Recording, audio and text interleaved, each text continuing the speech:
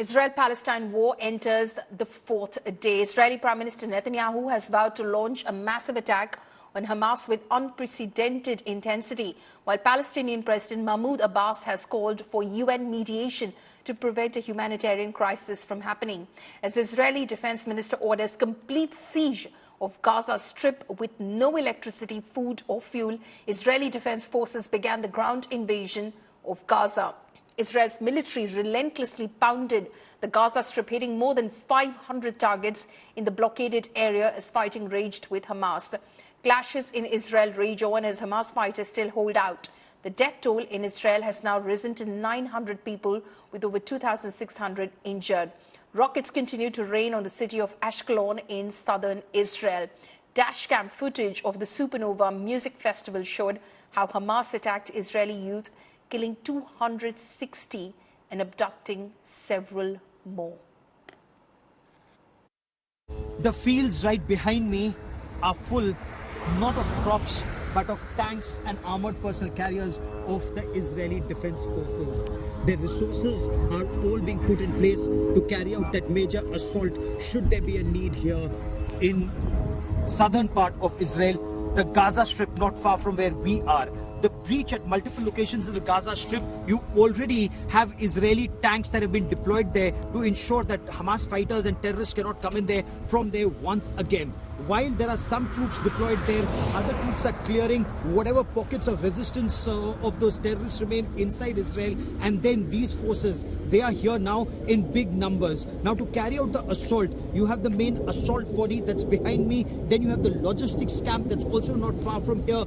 Food, fuel, resources, other supplies, all of them being put together in place. This is an indication that Israel is prepared for a long haul. Also, just a moment ago, you heard the Iron Dome system go up behind us, which means from Gaza Strip, the Hamas terrorists are still launching some rockets, but they're not in a position to carry out major strikes anymore because the number of rocket attacks, we are told, are down by less than half compared to yesterday and the day before that. This is an indication that Israel has successfully taken out most of the threat, but some threat remains. You can hear the fighters in the sky, you can hear the Iron Dome system take out any incoming threat. You also hear the drones that are constantly in the skies, keeping a hawk eye on every development across the fence. In Gaza, there have been massive assaults that have been carried out, and this perhaps is a trailer of what is to come in the days and weeks ahead.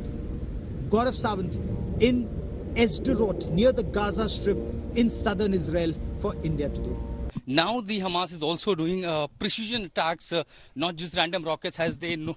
They have seen the vulnerability of the Iron Dome, the air defense system of Israel. In fact, we have also been advised by the police personnel, since this area also dominated by the residents of the Arab countries. So they say because of this conflict situation, let me turn the camera, security apparatus, and that will give you another idea that what sorts of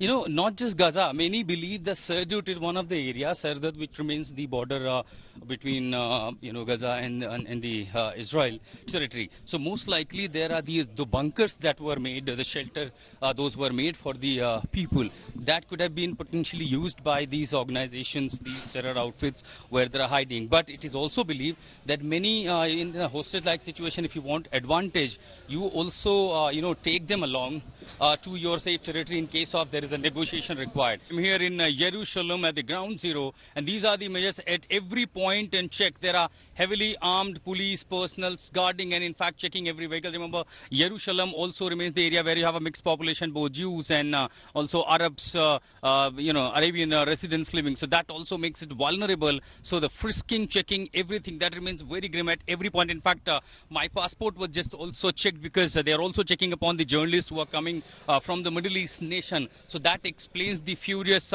situation as we go further in the town. Of course, this is being Monday, and usually peak time of the traffic, mostly it looks deserted, not many people out on the road.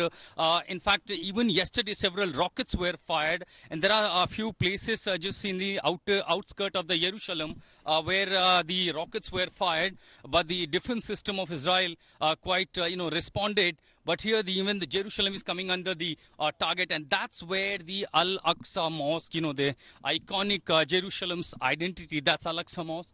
We are en route to that place, and here all you see are barely few people because the situation remains tame. Only heavily, security arrangements that have been made.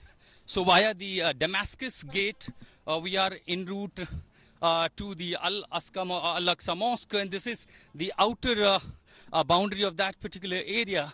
So at this remains situation, there is a heavy deployment even of the reserve forces, and they are keeping a very close check on the people, those who are visiting here.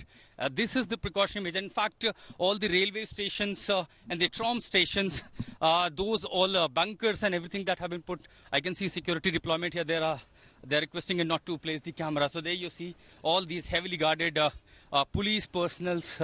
This has remained a very challenging job for at this moment during this crisis of time. Right now, I am here in Jerusalem city center. I'm inside a bomb shelter, and this is the siren right now in the city center of Jerusalem. Take a look.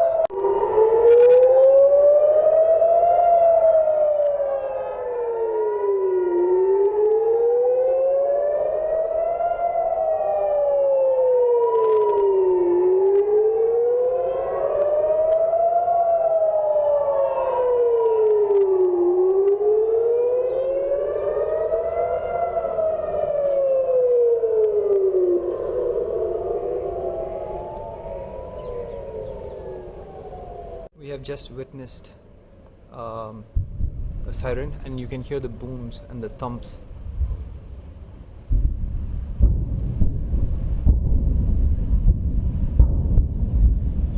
Of rockets falling.